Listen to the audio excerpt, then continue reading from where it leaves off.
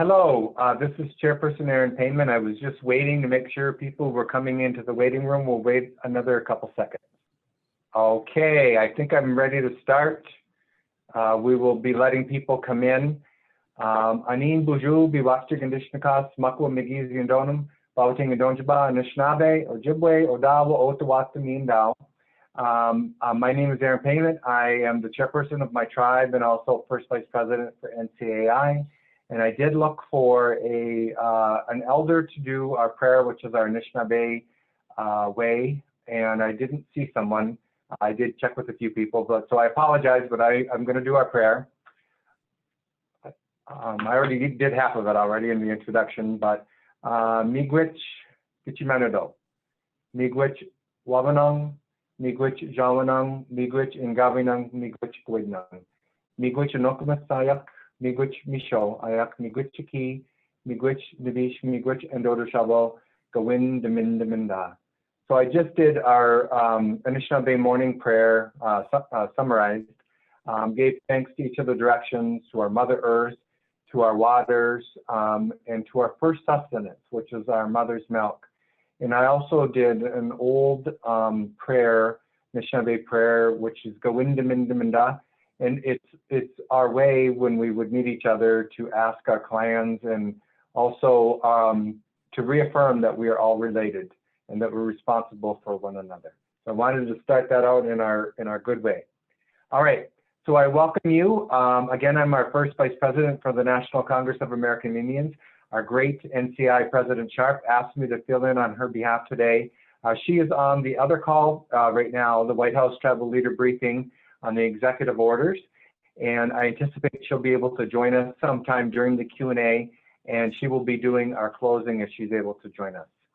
We're excited to have this discussion today with an expert panel of Native advocates about early legislative priorities in the 117th Congress and the Biden-Harris administration, and how tribal leaders can strategically advance tribal priorities in anticipated fast-moving legislation.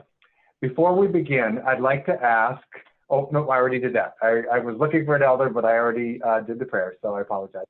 So I do want to introduce you to Yana Allen, who is our NCI Director of Civic Engagement, and she's going to go over some quick housekeeping items for today. Yana, the floor is yours. Wonderful. Thank you so much, Chairperson Payman. It's a pleasure to be here with you again this week. Hello, everyone. My name is Yana Allen, and I'm a citizen of the Quapaw Nation and serve as the Director of Civic Engagement and Special Projects here at NCAI. The Civic Engagement Department is pleased to have partnered once again with NCAI's Government Relations team to present today's webinar, and we thank you all for joining us. I'd like to take a moment first here to share with you a few housekeeping items before we begin. First, as a reminder, all attendees will be muted throughout the presentation. For those who are joining via computer or on the Zoom app, you'll have the option to utilize the chat function, which can be found at the bottom of your screen. In case of any audio difficulties due to internet connectivity, please feel free to use a phone to call into the presentation. The phone number can be found in the webinar confirmation email you received, or you can find the dial-in number posted in the chat box now. There will also be a question and answer segment at the end of today's presentation. If you have any questions for the presenters, please use the chat box to type in your question, where NCAI staff will collect them for the moderator. Or you can also please feel free to use the raise hand function to indicate that you have a question, and NCAI staff will unmute your line so that you may ask your question directly. And that's all we have for you today as far as housekeeping items, but once again, we welcome you to today's presentation. And with that, I turn it back over to you, Chairperson Payman. Thank you. Thank you, Yana. Our first panelist is Sarah Walters, who is a citizen of the Cheyenne River Sioux Tribe and an attorney with Brownstein, Hyatt, Farber, and Schreck, located in Washington, D.C. Ms. Walters previously worked at the U.S. Department of Interior's Office of the Solicitor and as Chief of Staff of the Assistant Secretary of Indian Affairs. Ms. Walters also served as a staff attorney and counselor to the chair at the National Indian Game Commission. Welcome, Sarah. We are excited to have you here today and look forward to hearing updates on confirmations, which is the priority of every new administration, and also hear your insights on what we can expect from the White House legislative team. Sarah.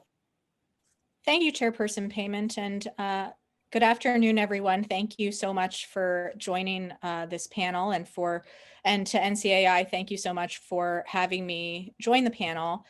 As Chairperson Payment mentioned, I'm going to be talking about what we can expect from the Senate confirmation process of the various cabinet agencies coming up, as well as the White House legislative interactions between the Biden administration and Congress.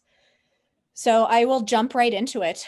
The Biden transition team has designated several cabinet positions as what they're calling mission critical positions.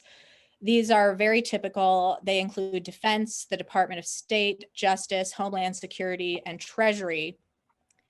Biden wanted day one confirmations of those mission critical nominees. That did not happen, although Avril Haines, the Director of National Intelligence, was confirmed by the Senate yesterday. There were several confirmation hearings that occurred yesterday. Janet Yellen, the nominee for Treasury Secretary, she had her hearing, and we expect that she will be confirmed on Friday, the committee will vote on her nomination on Friday. We're expecting that her, because she's been confirmed in prior administrations, we expect that her confirmation will not be particularly onerous, and that she will sort of sail through. Antony Blinken, the nominee for Secretary of State, we think that he's also going to sail through with bipartisan support. And there's going to be a business committee meeting next Tuesday that may be used to consider his nomination. Lloyd Austin, the Secretary of Defense nominee, he has to receive, as many of you I'm sure have been following in the newspaper, he has to receive a waiver because he's coming from military service in order to serve as the Secretary of Defense. We expect that that will happen today, and that he may be confirmed as early as today, if not today, potentially tomorrow. One sort of hiccup that's happened among these mission critical nominees is that Alejandro Mayorkas, the nominee for Secretary of Homeland Security, has had Senator Josh Hawley of Missouri blocked a quick consideration of his nomination over concerns about border security. We still expect that he will be confirmed, but we do not yet know exactly when he will be confirmed. Pete Buttigieg of the for transportation had his confirmation hearing today with the Senate Commerce Committee.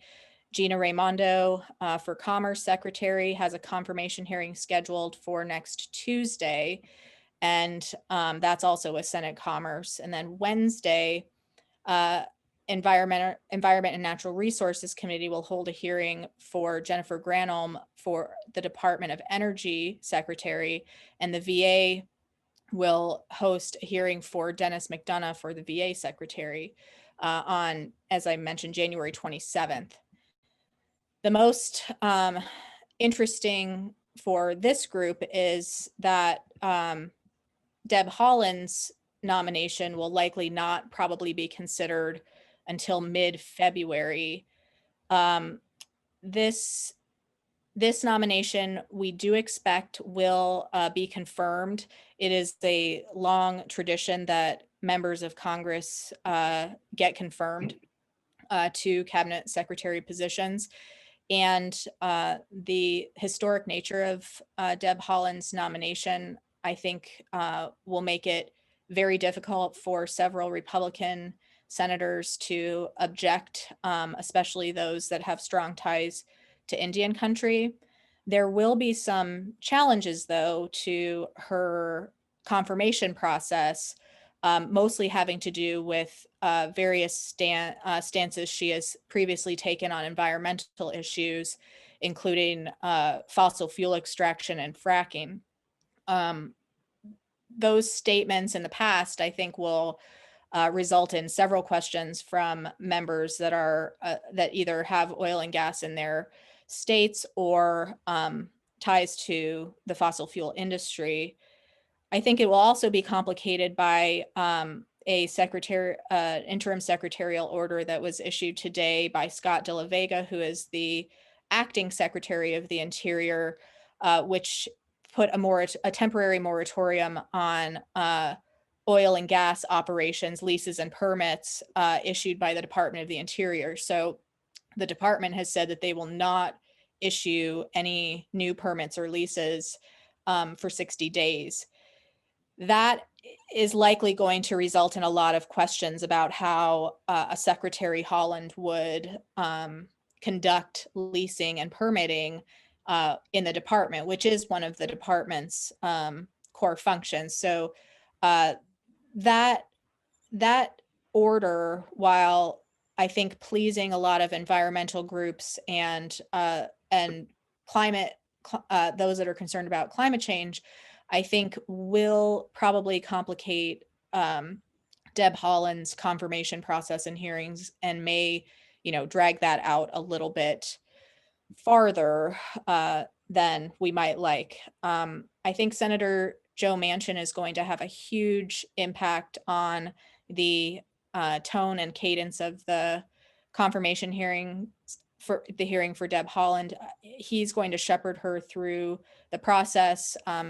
He's going to be very important, but I think that he probably has some qualms about some of the more progressive views on extraction and minerals and fossil fuels as well, considering that he's from West Virginia. So we'll see how that plays out. I think Republicans will probably hammer her on some of these past statements and issues, but that ultimately she will be confirmed. It just will not be in this first tranche. Now, the White House interactions with Congress will really be in the province of Louisa Terrell, who is the head of legislative affairs for the Biden administration. She's been a Biden person for a very long time. She was one of his counsels on the Senate Judiciary Committee, and she worked in the legislative affairs shop of the Obama White House. And she was also Senator Cory Booker's chief of staff. She ran the Biden Foundation and has had several positions. So she's been around for a really long time and has a lot of Biden's trust. So unlike the Trump administration that put a lot of emphasis on chief of staff Mark Meadows most recently, he had, I think, 4 chiefs of staff during his presidency. I think that Louisa Terrell will really be the negotiator with Congress on behalf of the Biden administration.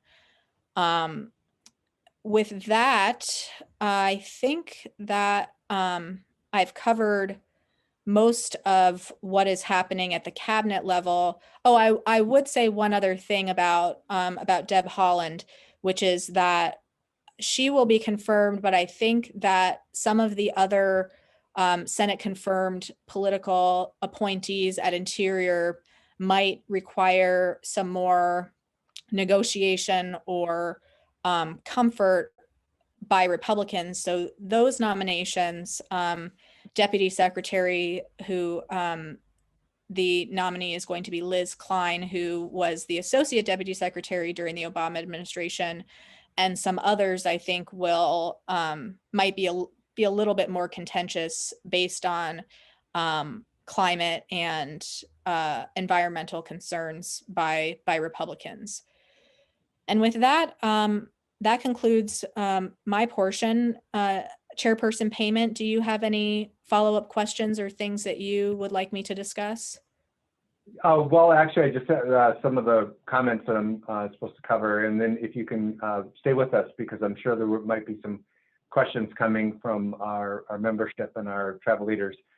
So I especially appreciate your insights on what to expect for Representative Holland's confirmation. NCI very proudly, during our annual conference, passed a resolution that I sponsored, PDX 2059 059, calling for the appointment of our first Native American Secretary of Interior. So we feel the weight of history behind this, and NCI, our team at NCI has done letters to Senator Manchin and Barrasso urging swift confirmation.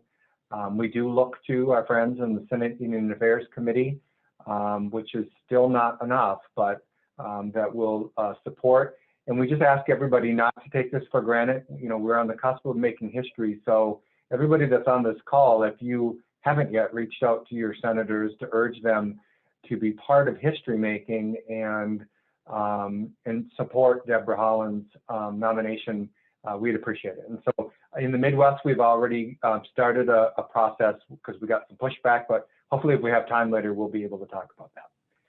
All right, thank you.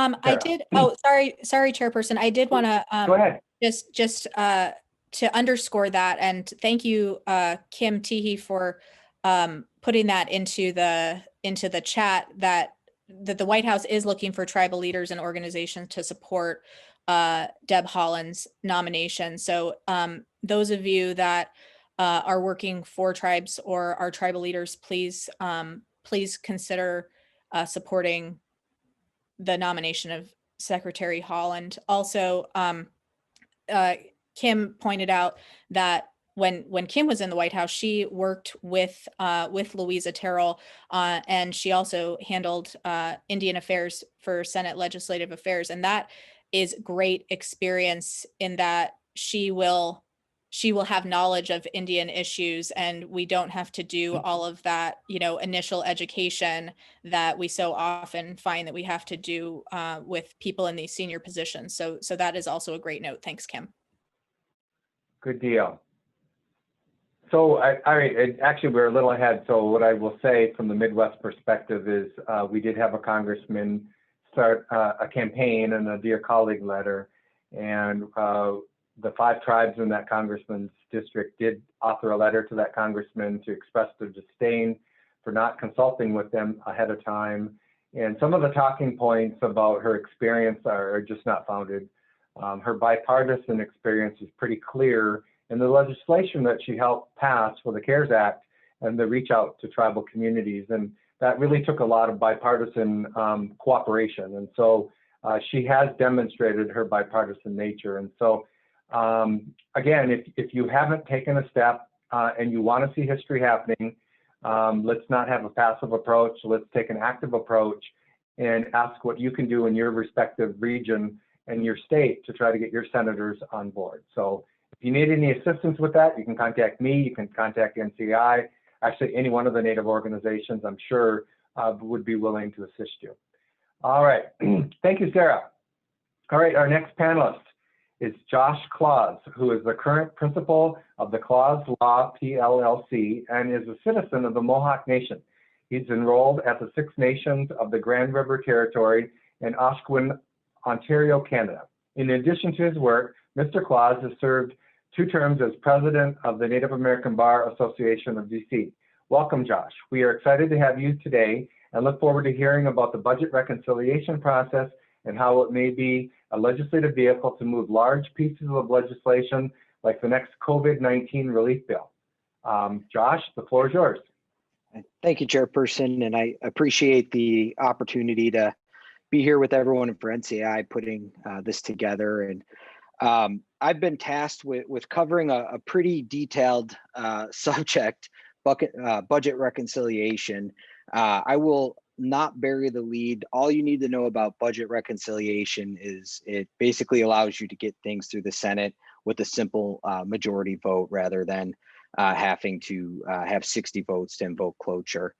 But budget reconciliation came around in 1974 when Congress passed the Congressional Budget Act.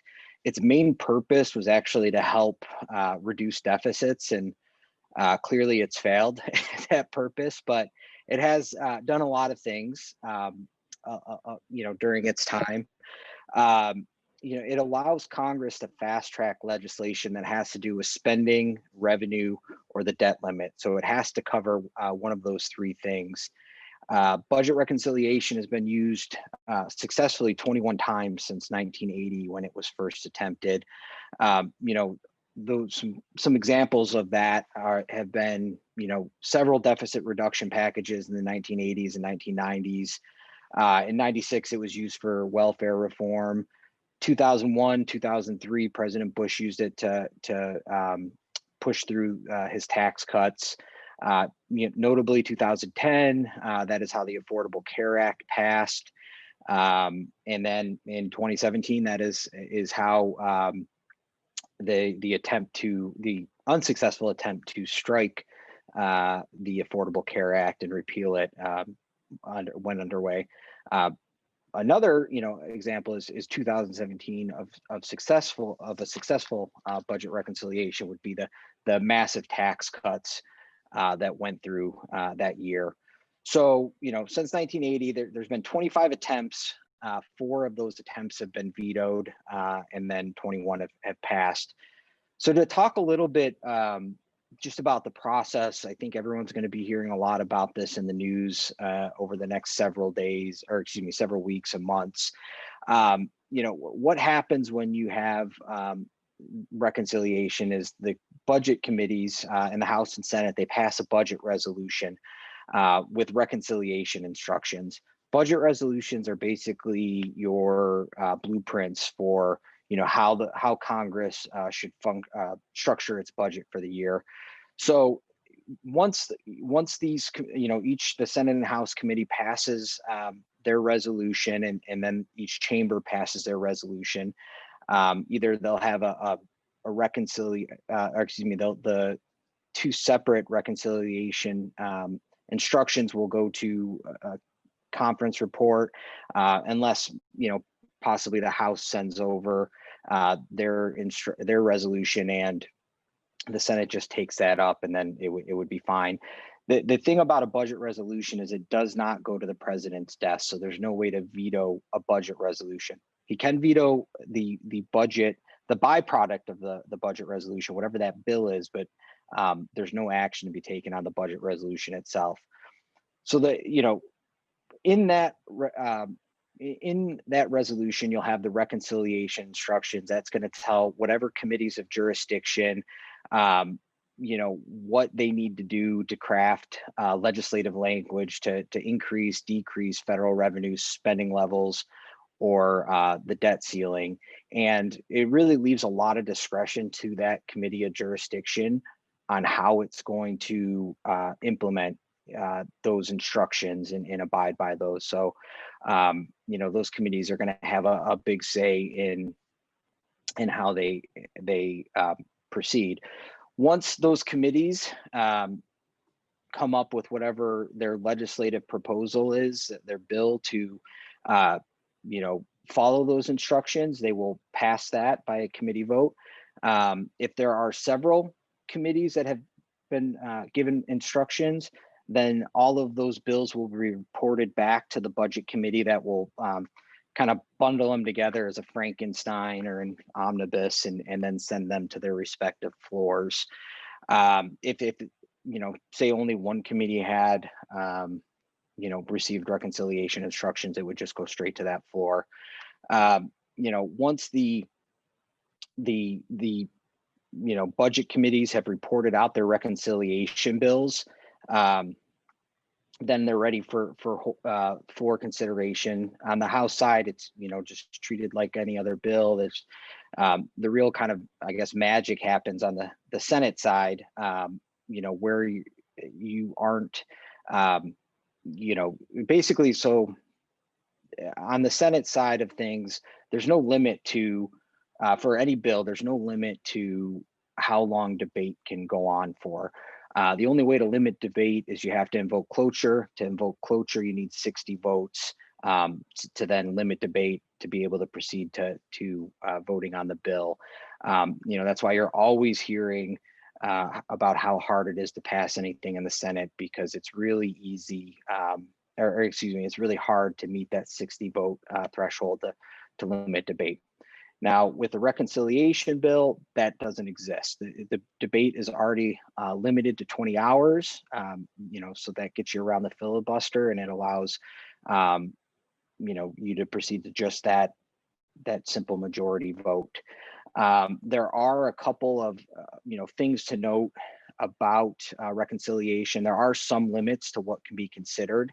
Like I said, it has to deal with spending, revenues or the debt limit. In the Senate, there's an additional barrier called the Byrd Rule, named after former Senator Burr from West Virginia. And the Byrd Rule is used to kill extraneous items that, aren't budget related, things that are maybe purely policy. And what it does is it allows senators to raise a point of order on things that don't have to do with budget. So, those are things that would be subject to a point of order under the Byrd Rule. Would be, things that don't actually touch, don't have a budgetary impact. Things that were outside of the committee's jurisdiction that reported that provision out. Things that would raise the deficit outside of the years covered by the reconciliation. And then anything that touches on Social Security is not allowed.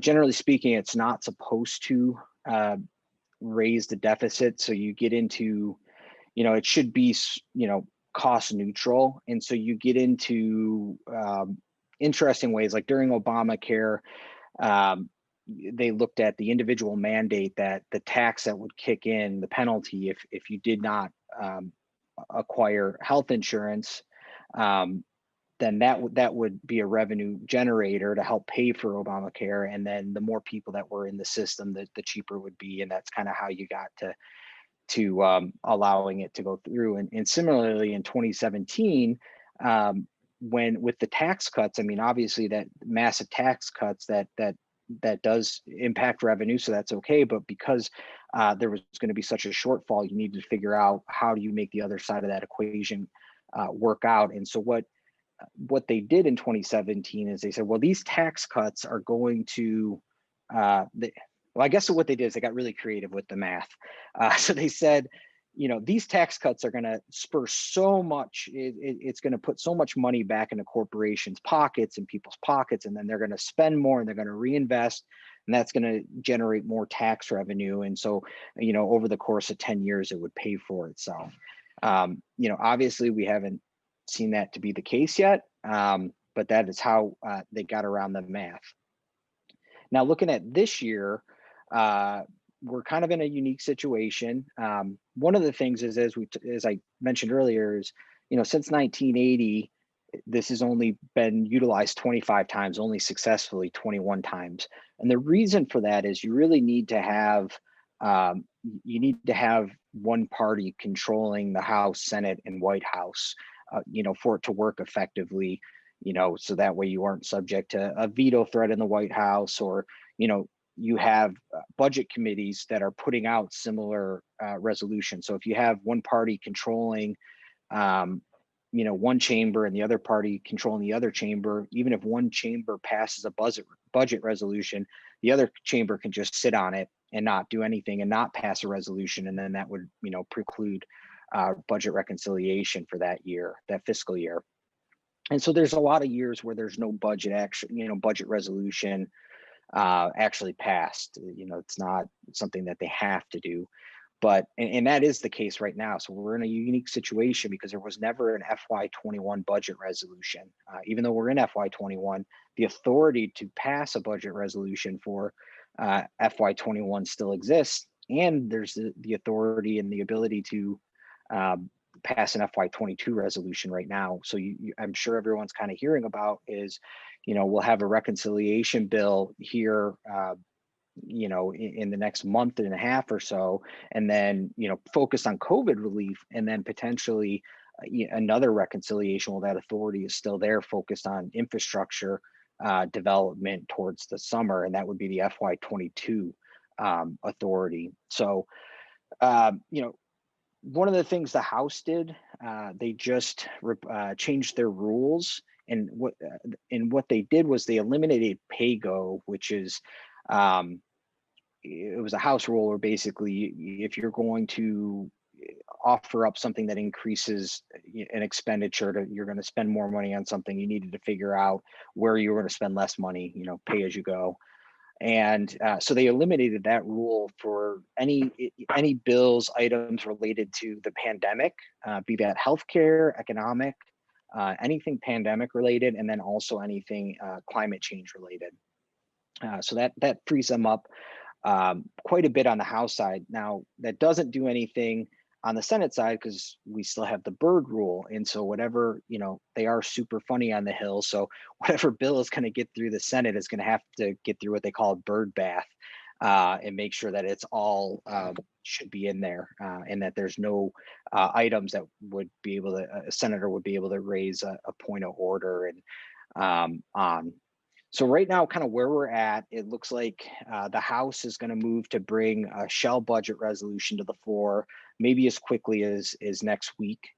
That resolution would include the instructions on how to implement President Biden's 1.9 trillion COVID relief plan. Simultaneously, they're also trying to work on a bipartisan plan if they can to try to get that through, but time is of the essence. So they are trying to do both of these very Herculean tasks at the same time of trying to negotiate a bipartisan bill. And then if that fails, moving to budget reconciliation, but you need to simultaneously be moving with budget reconciliation because it is a cumbersome process if it is going to succeed, if the bipartisan solution fails. So they're doing both of those things right now. Maybe the bipartisan solution passes. I don't see that happening. I think that a lot of Senate Republicans are concerned with spending and the fact that we just had a COVID relief package less than a few weeks ago, and they kind of want to see how that plays out. So I think a grand bargain, a big bill is not possible. One of the things that might happen is you might see a smaller sort of skinny COVID package on some items that everyone can agree on, the $1,400 payments.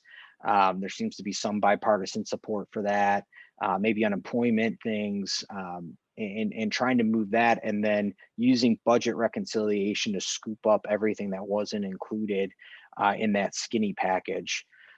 The other thing is this is going to be a super complicated process because these reconciliation instructions are not going to, one committee. They're going to go in excess to, 6+ committees. And that means 6 bills that are going to have to come together, 6 different committees, coordinating between the House and the Senate to try to get something that is along the same lines.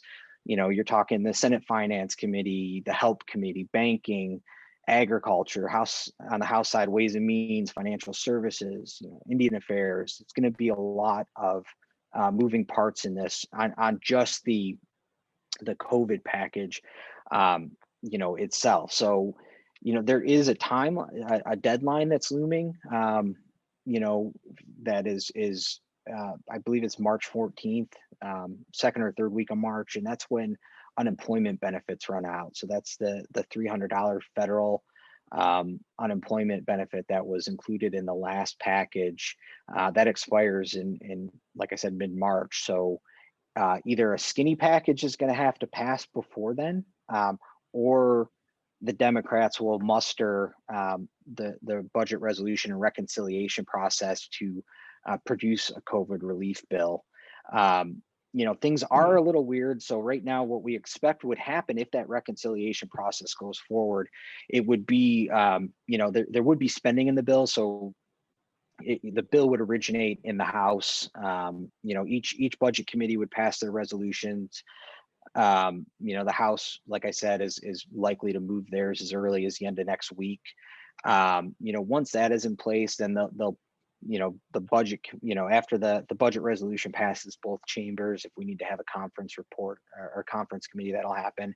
And then, moving forward to an actual bill, the House would package up, the House Budget Committee would package up the different pieces from their various committees that they provided instructions to. They'll bundle that together and then, pass it. And then the Senate could either take that up and pass it as is. They could, strike it and then include their own version of what they want and then send it back to the House, and then it would go to the president's desk.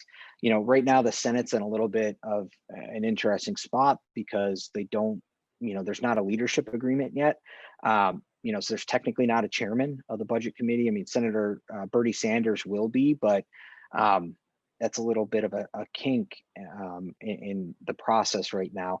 But that $1.9 trillion plan that President Biden has proposed, there's the $400 billion for schools and vaccine program and trying to contain COVID. And, I think the most interesting piece, well, there's also the $1,400 per person check, the raising the minimum wage to $15 an hour, expanding unemployment benefits and whatnot. But there's also the $20 billion piece for Indian country, and which is amazing. It's not really clear what that piece is going to be. And I think the way Congress is interpreting that right now is that it would be something akin to the coronavirus relief fund. Not exactly that, but it would be something like that. But I do think it's important to engage as much as you can with your members, your senators right now, to let them know where the holes are. Obviously there was a lot of money that went out in the CARES Act and the last package. The last package had $1 billion in broadband deployment money for Indian country, but there's still a lot to be done. We were starting at a deficit, Indian country, in terms of infrastructure to be able to catch up with clean water, broadband, all these things that everyone else is talking about. It's hard to shelter in place if you don't have running water. You can't do distance learning if you don't have broadband, all these sort of barriers. So I think it's really important right now for Congress to hear, that's great. This is how we used our coronavirus relief fund money, and we really appreciate that. But here are the deficits that we're still running when it comes to infrastructure. And here are examples of projects that we need.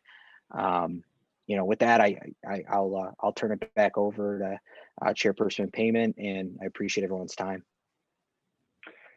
Thank you, Josh, for what can be a very complicated process, and just kind of giving us an idea of what we might be able to expect with the budget process and also COVID-19 relief.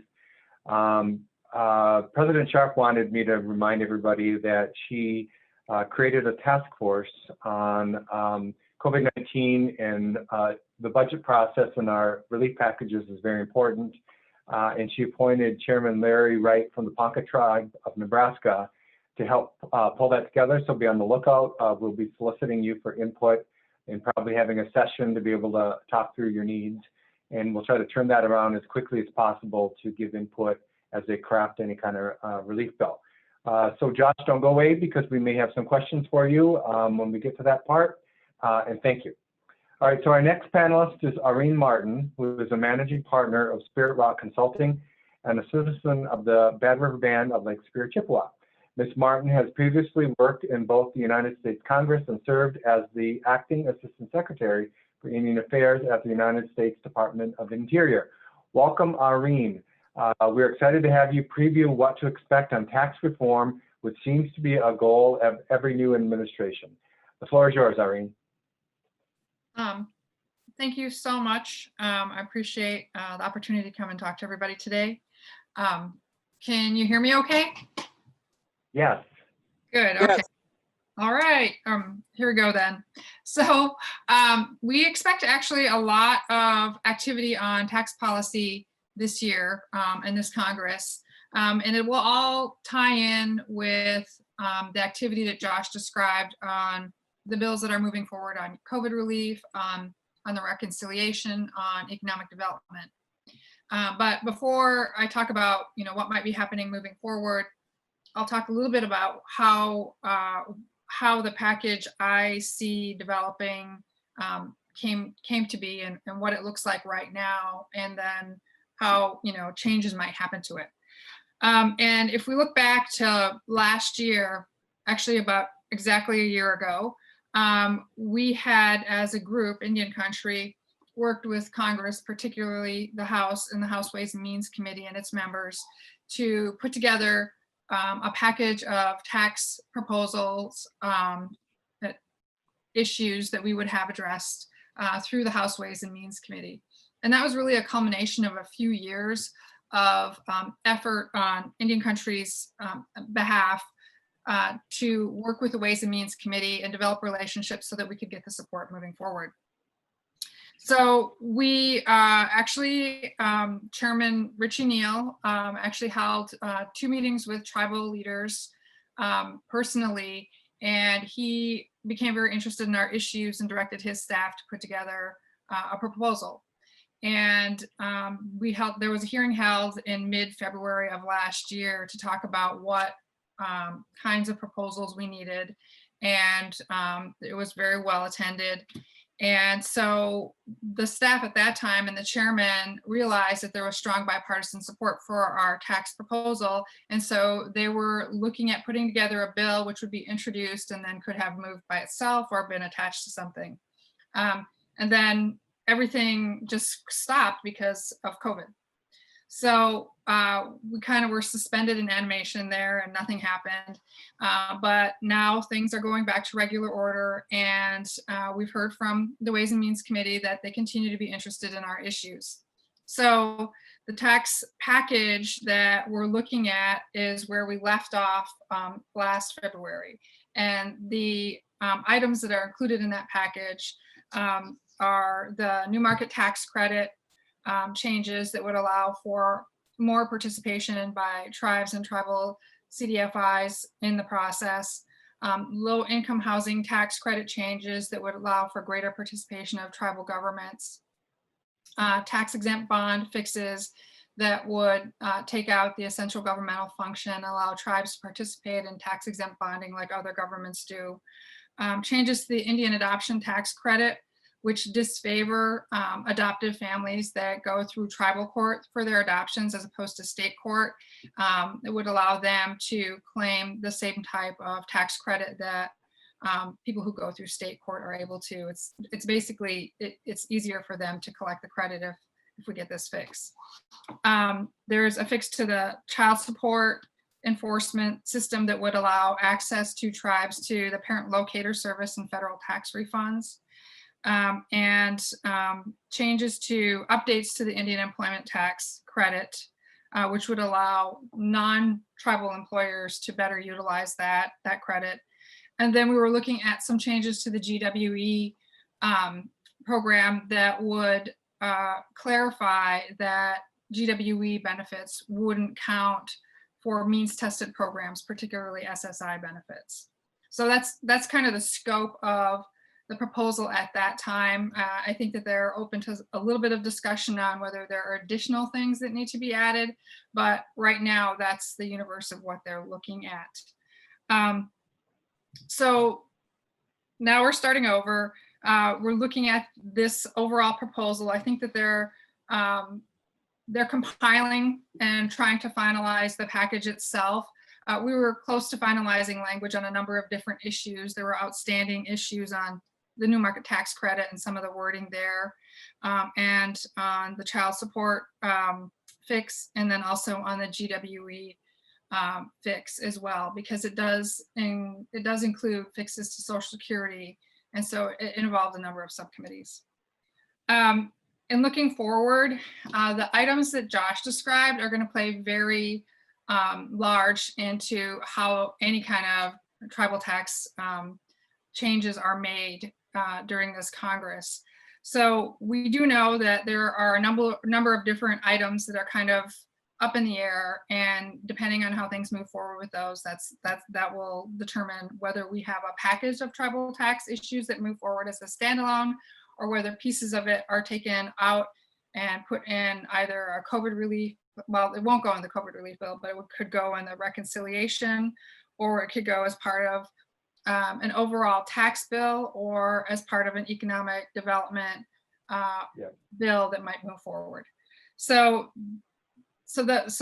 each one would have different consequences. Right now, we're being told that only COVID relief items are going on the COVID relief bill, and if that goes as a bipartisan bill, then that'll move very quickly, and it will clear the way for all of these other measures to go forward. If we go as part of reconciliation, most of the items that I identified actually fall off, except for the big ticket items. So because they violate the Byrd rule. The new market tax credit, low income housing tax credit, and tax exempt bond fixes would be able to go on a reconciliation bill.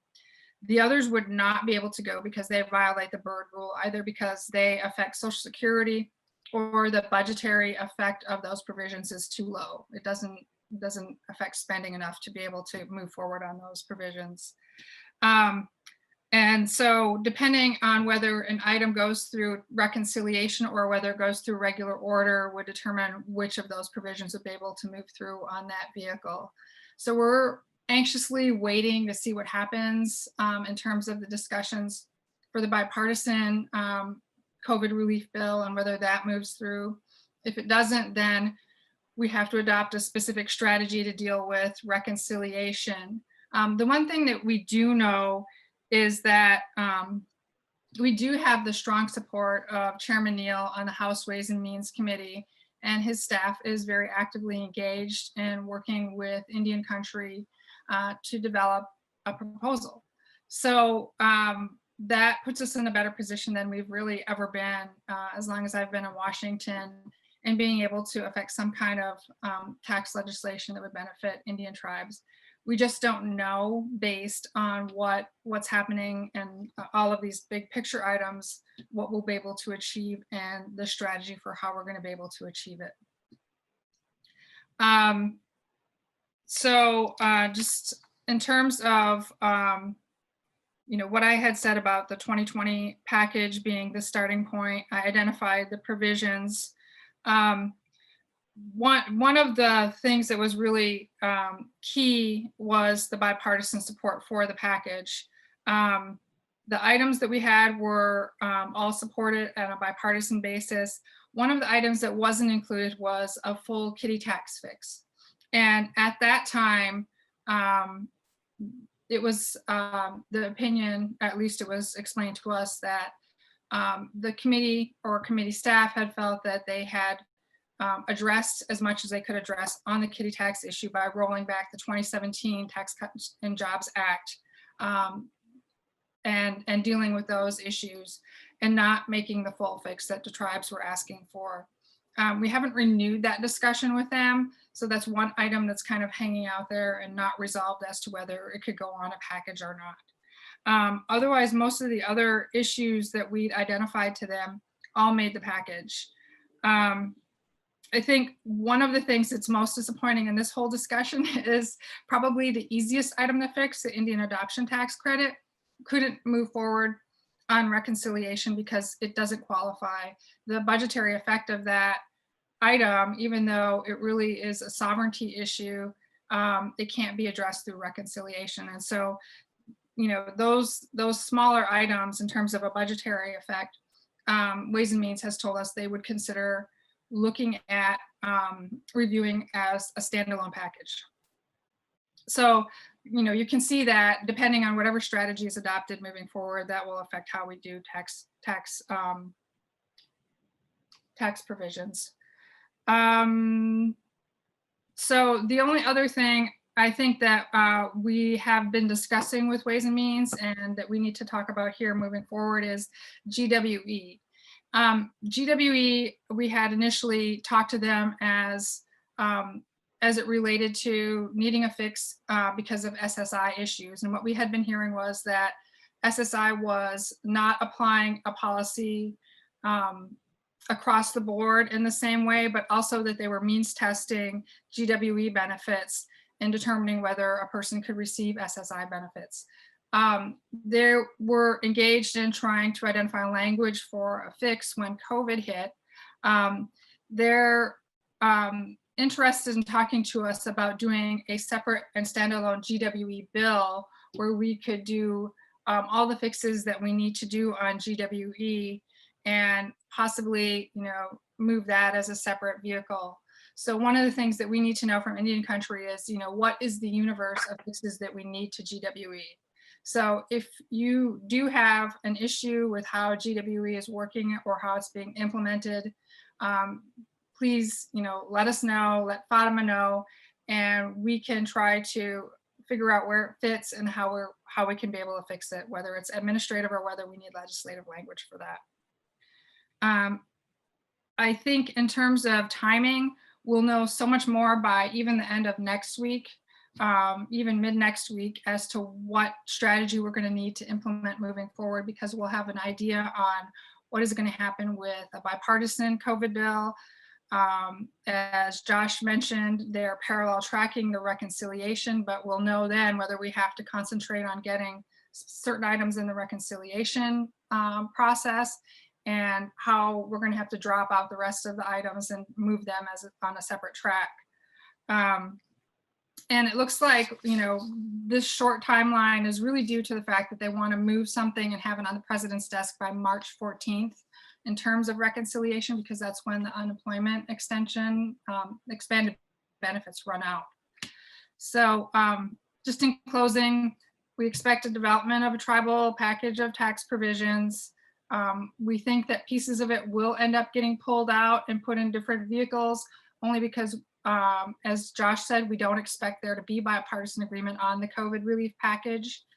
And then there's a potential for a GWE bill. So if you have questions on any of those things, please feel free to reach out to me. GWE, general welfare exclusion. It's a bill that we did a few years ago that allows tribes to give benefits directly to its members, and it doesn't, and they don't have a tax effect on your income tax. So I'll just turn it back over here, and I'm happy to answer questions either now or later. All right, Chimigwech Irene. So NCI has long advocated for tribal inclusion in tax reform to address economic needs and parity. And I know you've been very passionate about it for a long time and persistent. So we also appreciate your work here. All right, so next we have John Harte. He's our final panelist, and he's a citizen of the Pueblo of San Felipe and is a partner of the Metepsi Policy Group. Mr. Harte previously served as Policy Director for the Senate Committee on Union Affairs, as Legislative Director and General Counsel for the National Indian Gaming Association, and as the Deputy Director for the Office of Tribal Justice within the U.S. Department of Justice. Welcome, John. Last Congress, we expected to see a large infrastructure package, but COVID-19 relief took the spotlight. We look forward to hearing your thoughts on infrastructure this Congress. The floor is yours. Thank you, Chairman, and thanks to NCAI for the opportunity. So I've been tasked with trying to outline the path forward for a large infrastructure package that we've been waiting a long time for. I am no expert in construction or building. I have replaced the toilet in our house, but my wife, for the most part, wears that tool belt. But hopefully I can give some outline of where I think things are going to be going here, and how we can impact it to make sure the Indian country takes advantage of this. It's usually a once in a decade opportunity. As we all know, and we really come to know over the past year, infrastructure is critical to everything we do in Indian country. I mean, most of the time when you talk about infrastructure, people think of roads and bridges, transit programs, but critical infrastructure for any community in the 21st century is safe drinking water, sanitation facilities, waste management, power and energy, telecommunications infrastructure and broadband, basic community facilities across the board, anything from healthcare, education, public safety, fire departments, and much more. And I've working on Indian affairs policy both within the government and directly for tribal governments for more than 20 years now. This continues to be a top priority for all of Indian country. It's whether it's a tribal administration building, a fire department, a police department, tribal courts. These are the top goals, and for the most part, it's been there's no streamlined system. There's no consistent, sustainable, or flexible system out there for us to access funding for infrastructure or sustainable ways to fund it. So one thing we do know, it's a top priority for the Biden administration. President Biden's transportation secretary nominee, Mayor Pete Buttigieg, testified this morning at his nomination hearing before the Senate Commerce Committee. He made it clear that a comprehensive infrastructure package will be the cornerstone of Biden's Build Back Better program, Build Back Better plan, as well as their efforts to stop the health and economic impacts of COVID. And it's their way of, that they see we can create more jobs.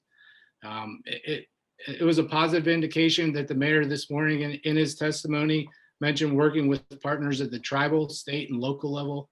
And Senator Thune from South Dakota also raised a good question on the transportation needs in Indian country. So we know it's going to come together. I think timing right now at this point is uncertain, but it's clearly going to be a 100-day goal for the Biden administration. And as Irene said, with taxes, I think we're going to know more on timing within the coming weeks. And obviously, the administration will play a role, the House will play a role, and the Senate will play a role. But again, this is a once in a decade opportunity for federal investment in infrastructure. And what we need to do as tribal advocates, and you all as tribal leaders, we need to make sure that whatever package comes together, that there is parity in funding at all aspects for tribal infrastructure programs, whether it's, again, housing, roads, and also we need to key on and parity of how these things get paid for, because there is no parity in that right now.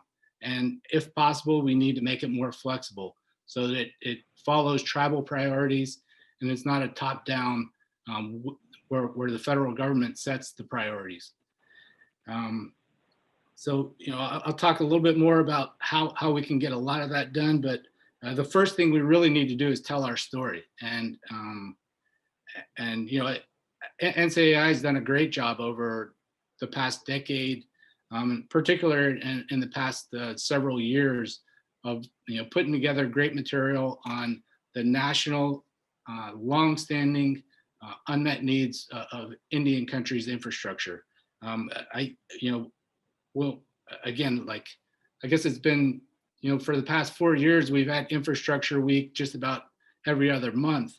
But when folks from the Hill reach out to me, one of the first things I go to and share with them is NCAI's April of 2017 Tribal Infrastructure Report. That's a great report, provides a lot of great public data, government data.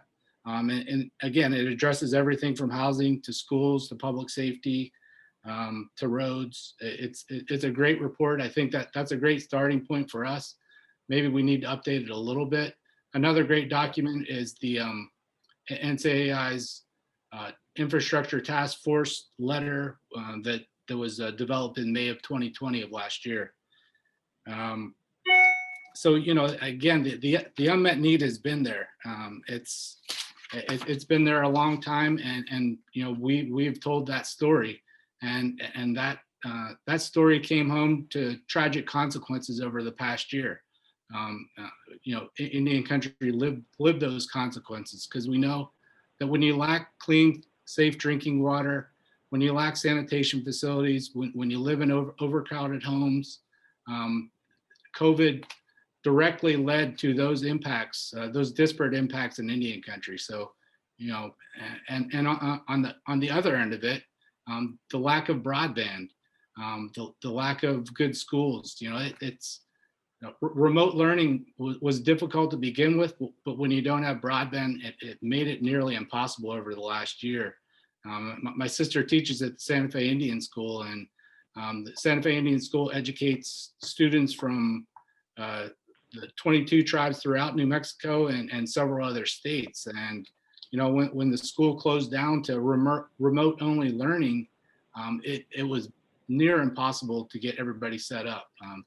Thanks to the Coronavirus Relief Fund, a lot of funding in the CARES Act, a number of tribal schools were able to set up hotspots for broadband so that kids can begin to learn remotely. But it was a crisis situation, and it continues to be over the past year. but the big question is, so we got to tell our story, but how do we get it done? Infrastructure has really been a tough nut to crack, not only for this past administration, but for administrations over the last couple of decades. Everybody agrees that infrastructure is good. It's good for the economy. It's good for jobs, but nobody agrees on how we're going to pay for it. And that's always the sticking point. That really is what leads to the downfall of a strong infrastructure package. Too often it really takes a national tragedy or an economic collapse to really get Congress to come together with the administration and get something done. And I think the last time we saw that was in 2009 with President Obama, when he came in with the economic collapse of 2008 and 2009. They came together with Congress and were able to pass the American Recovery and Reinvestment Act.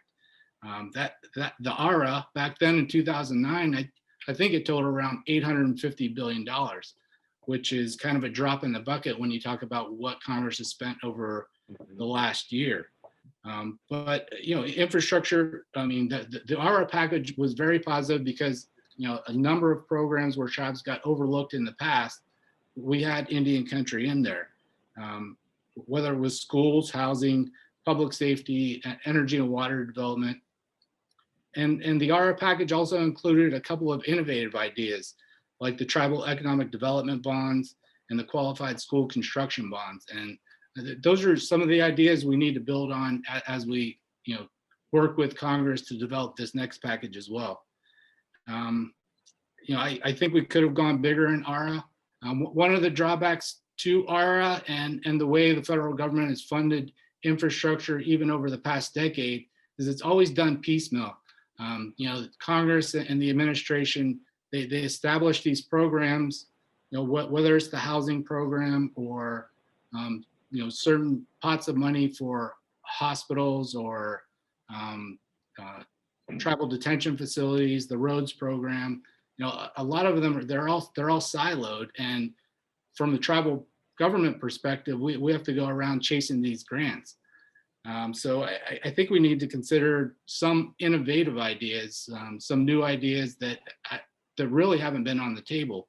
One thing that comes to mind from New Mexico is trying to establish a national tribal infrastructure fund, and this has been in New Mexico since 2005. The state of New Mexico funds this, they call it the TIF, the Tribal Infrastructure Fund, and each of the tribes in New Mexico get an allocation from that fund, and they're able to use that funding to address their own infrastructure priorities. And that's the way it should be. Tribes set the agenda, set what their priorities are. It shouldn't be the other way around. So I think it's not going to be easy, but I think that's something that we at least need to lay on the table. Another idea is amending some of the existing programs that are out there. USDA has the Rural Development's Community Facilities program over at USDA. And that program, it's good, but the problem right now is that tribes have to compete with state and local governments. One way that we could really address tribal need is to amend that program to establish a tribal set-aside within that program. And finally, the ICDBG, the Indian Country Development Block Grant Program over at HUD, that's another great opportunity for community facilities, but it's sorely underfunded, and it could be even more flexible. So I think that's one thing we should also take a look at. And next on sustainability, we can't wait for the federal government, for Congress to really make these big investments in infrastructure. It's not sustainable. The way the state and local governments do it is that there are federal tax laws that permit state and local governments to leverage their tax dollars as well as federal grants through tax exempt bonds, through low income housing tax credits, through the new markets tax credit. And as Irene said, those laws, those federal tax offerings right now, those are tools of the state and local governments, but tribes are just about completely shut out of them. And if we can get access to those tax programs, those incentives and credits, that is a really good way for us to stretch our dollars. New Mexico, again, is, I think unique in that the low-income housing tax credits are working in New Mexico. That the state has set a priority to steer a number of those tax credits to Indian country, and the tribes that are able to access those tax credits, again, for low-income housing, it has to be limited to housing. But you know, when you get your NAHASDA Indian block grant allocation, instead of just building 2 or 3 houses per year, if you're able to leverage that with a guaranteed loan or a low-income housing tax credit, you can build an entire housing development within the year or within 2 years, and instead of waiting 2 houses this year, 2 houses next year. So these, you know, these are ways that, you know, we can really build sustainable infrastructure in Indian country. So it's really critical that we gain access to those tax proposals. And finally, we really need to look at the 105L facility cost lease agreements. It's new to Indian country. I think there's only a few tribes that have been able to gain that through the BIA. It's also through the Indian Health Service and a couple of other agencies, but that's a way to pay for some of these facilities, maintenance and costs on the back end. It doesn't really provide for any upfront funding for infrastructure, but it's a good way to help finance these facilities and these infrastructure projects over the long term.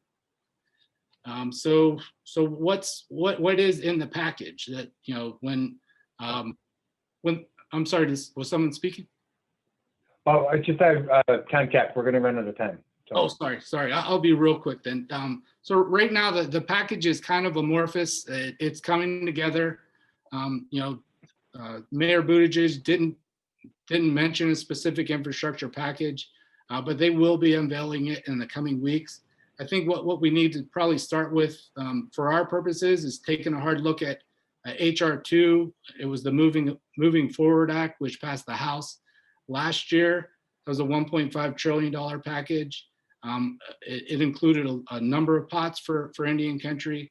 I think for the most part, there was good parity there. But importantly, it also included a number of the tax provisions that I was talking about. It included reforms to tax-exempt bonds, new market tax credit, and the low-income housing tax credit program. So it's good that we're starting at that solid base. We just need to build on it. I guess finally, just for key areas of outreach, because infrastructure is so broad, we have our work cut out for us. I mean, we really need, obviously, to work with the Biden-Harris administration, the Interior Department, Transportation, HHS, HUD, you know, all the agencies that have to do with infrastructure. And the key committees we're going to have to work with are the Senate Commerce Committee, the Senate Environment and Public Works Committee, of course, the Senate Finance and House Ways and Means Committee on those tax proposals, and then on the House side, primarily the Transportation and Infrastructure Committee. So we've got a ton of outreach to do, but you know, again, I think we need to start with telling our story, and then, you know, we need to follow it up with good, solid proposals. And I think NCAI came up with a very good proposal. That proposal last May. I think we need to revisit that and probably brush it up a little bit. And you know, I think we need to go big, because again, it only comes once a decade. So all right. With that, thanks again. Thank you, John. So just remember, NCI doesn't represent you. We advocate for you. And I'm going to ask our team at NCI if we can bring back to the front of our webpage our testimony from 2017. I was asked to testify on behalf of President Gladysby, and we pulled together our proposal back then. And then also President Sharp testified last spring, and we'll try to pull that forward so you can see it, just to give you some ideas, but be thinking about what your needs are and your infrastructure needs, so then when we do a call out, we'll be able to pull all that together in a rapid response way. All right, so thank you again to all of our panelists for your insight, and I'm going to turn it over to Fatima for Q&A. She's our Vice President of Government Relations, and we will do our best to moderate your questions, and anything we don't get to, we will be doing, following up with you for those who registered. And then on the other side of the Q&A, our wonderful President Fawn Sharp will be doing our closing. So Fatima. Question. Thank you, Chairperson Payment. So we are now going to be taking questions from the audience members as explained in the chat box. Please either raise your hand and we'll unmute you, or if you do want to put your question in the chat box, you can also do that. Our first commenter is going to be Head Councilman Joe Garcia of Okeowinge. Head Councilman, your line is unmuted to ask your question. Okay, thank you very much, Kundawaha, and thank you to all the presenters, and thank you, John, for talking about New Mexico. And we're a little bit innovative, and you know, it didn't come just in a year's time. We had to fight for what we have and continue to do that at the national level. But my question, I think, goes across all of the presenters, and it's related to budgets, it's related to funding. But if you think about the president's new initiatives, one of them is just the example is the COVID funding and COVID distribution, that most likely everything that's in the that's happening in the United States is funded via the old budget that was presented and approved under the previous administration. So in the new initiatives that President Biden has suggested, it's going to require probably more funding. And the example I give is that in the COVID, what do you call it, the vaccine distribution, that's a big, big issue right now. And we found out that there is not a plan from the previous administration, but in order to put it in place, it's going to take buku dollars to get it moving once again. And so if you think of all the other initiatives that he's already said he's going to do, it's going to take additional funding. So how we fix that and how we correct that for this year is going to be a big challenge. And finally, I want to mention that now might be a good time to rethink about how the COVID vaccine is being funded to try it, or how it's being distributed, because it's not appropriate. In New Mexico, it's not. We're really in desperate need of the vaccine, as I think other parts of Indian country are. Thank you.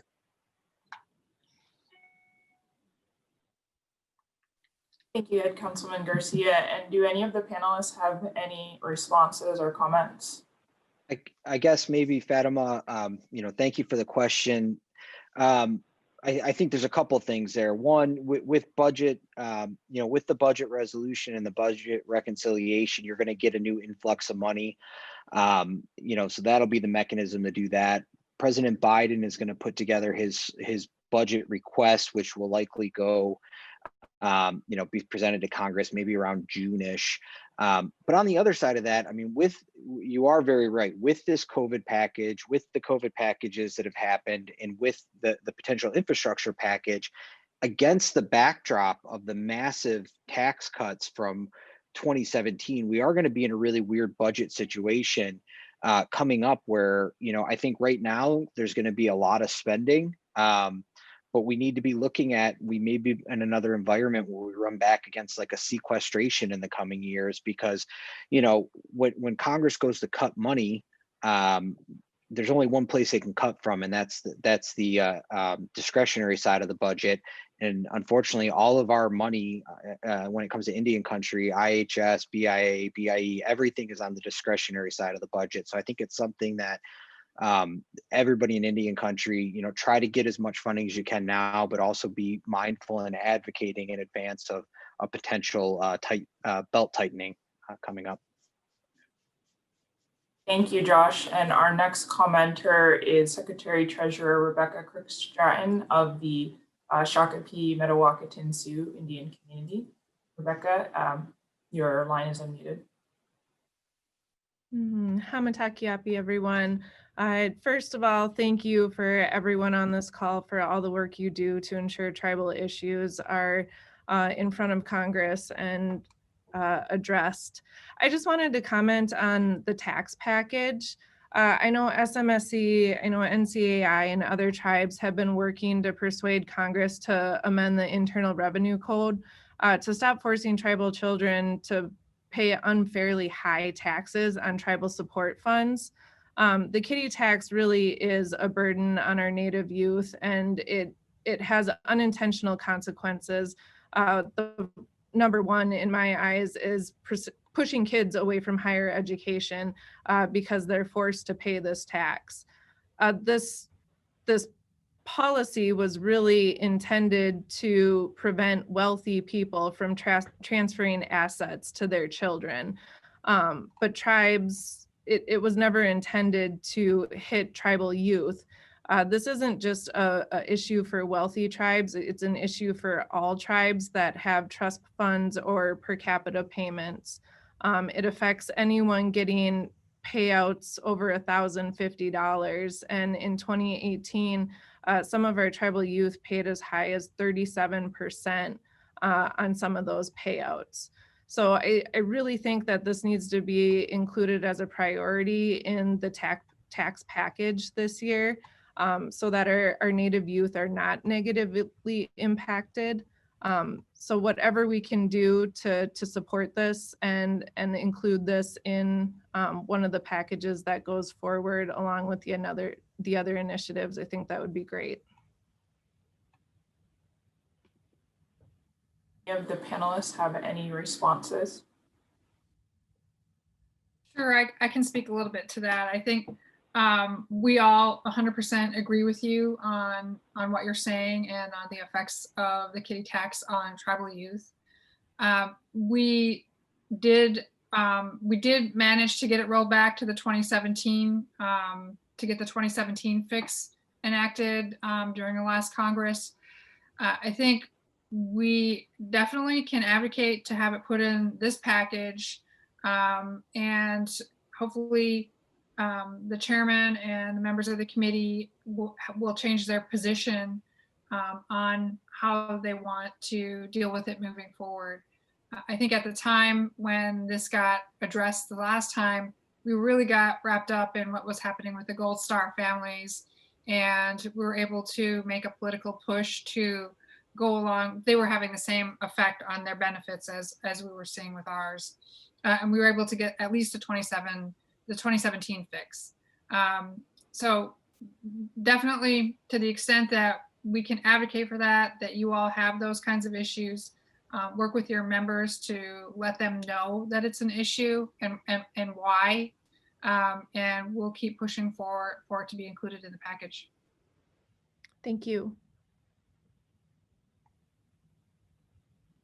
We have time for one final question, and we've actually gotten numerous questions related to how Indian country can support Representative Holland's confirmation.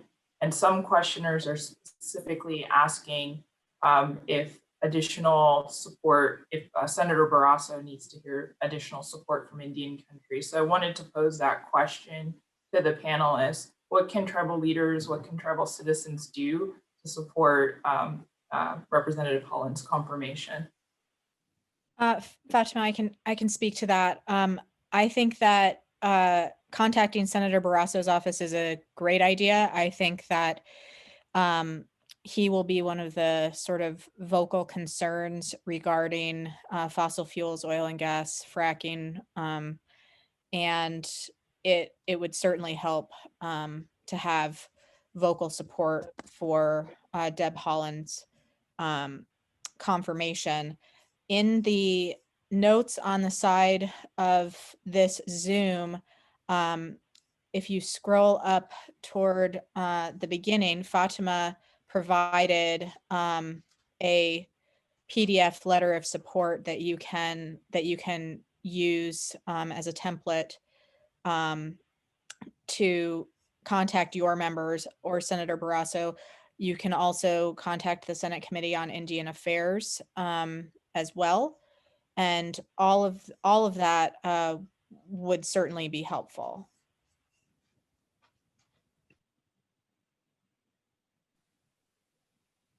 Thank you so much, Sarah. And on that, I am going to turn it over to our president of the National Congress of American Indians, President Fawn Sharp, to close out. President Sharp, your line is unmuted.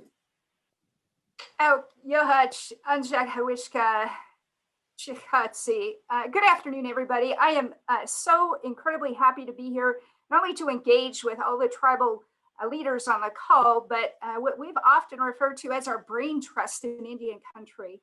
We've long known that we have many stellar advocates, tribal advocates, in not only inside the DC Beltway, but all across Indian country. And this is an opportunity for us to put our best and brightest minds together.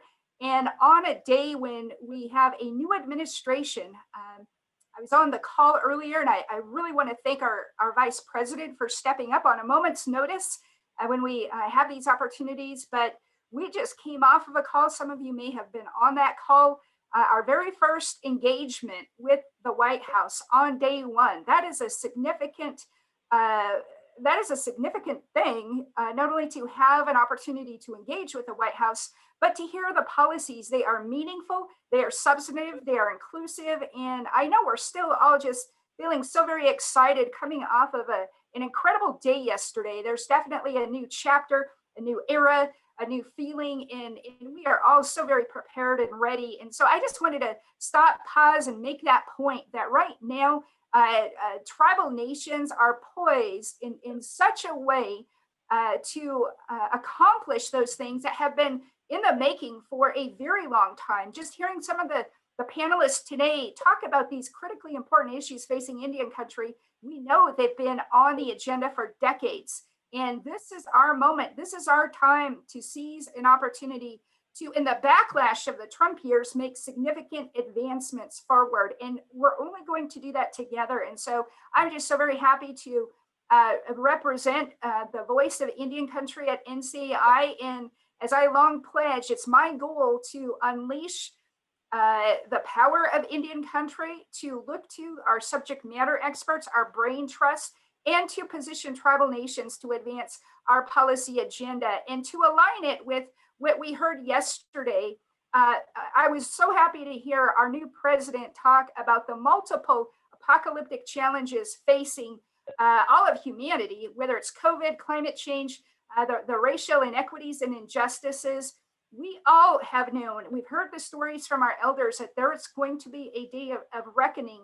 And that day is now. And as everybody, not only here in this country, but globally, recognizes the disproportionate impacts of things like COVID, of things like climate change to our indigenous peoples, we have a very powerful narrative. And that is underscored as well by the work and advocacy that we've done with things like the Broken Promises Report that have revealed and exposed the longstanding chronic underfunding of our trustee has made us vulnerable to these impacts. And so we have such a powerful position right now with an administration that wants to hear and directly engage with us. So it's going to be our goal to unify Indian country around those core issues. It's our goal to enlist our subject matter experts inside Washington, inside tribal nations, among our national organizations, and then position tribal leaders in a way that we can get behind, advocate, and support your agenda with regard to your relationship with the United States, because we want to move beyond having a relationship between us and federal agencies. It is truly us and the United States. These are bilateral and multilateral political relationships. And I'm just so very confident in the year ahead and in the years ahead, we're going to make significant advancements. And so I just wanted to touch briefly on Chairman Wright's task force that we have assembled. This is another opportunity for us to really position tribal leaders on an agenda that reflects tribal nations' priorities. And so Chairman Wright will be reaching out to each of the regions, tribal nations, and we want to be able to enlist you, our tribal leaders and our subject matter experts on various policies. Some of you have been working on taxation forever. Some of you right now are fighting to protect your sacred sites. And as the president of NCI, I've not been on the receiving end of those phone calls or those emails or memos on the eve of heavy equipment being delivered to desecrate your sacred sites, but you have, and you have that passion, you have that energy, you have that expertise.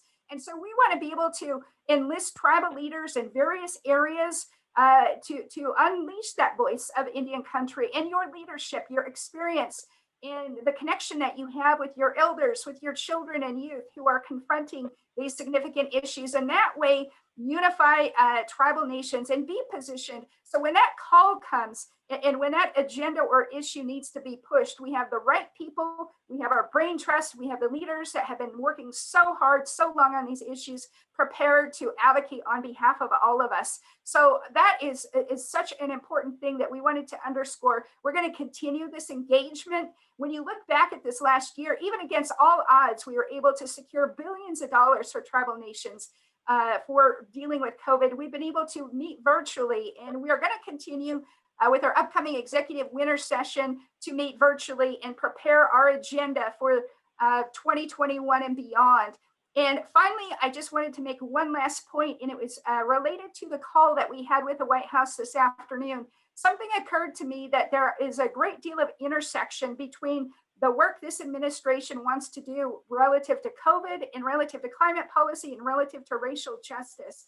And there is that international dimension of that work. And I appreciate the question posed in the chat about the UN 2021 year of sustainable economies, creative and sustainable economies. We have an opportunity to not only enlist help and assistance here domestically, but we know the United States under the Obama administration has made it a priority to restore the United States presence on the global stage.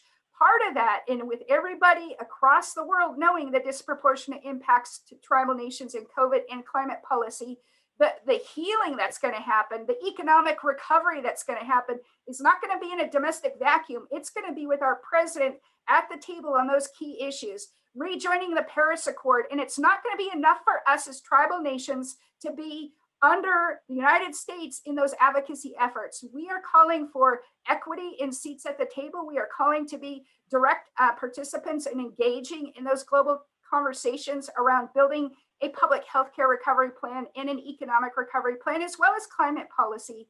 So I am just so excited about our opportunity as tribal nations with the standing, the position, the moral authority, the longstanding work of advocates, our elders, our children. We are so prepared to meet and seize the opportunity that is presented in 2021. So my hands are up to each and every one of you. I look forward to future engagements on these sort of platforms, our advocacy, and certainly with our upcoming executive winter session. Siakwil, thank you.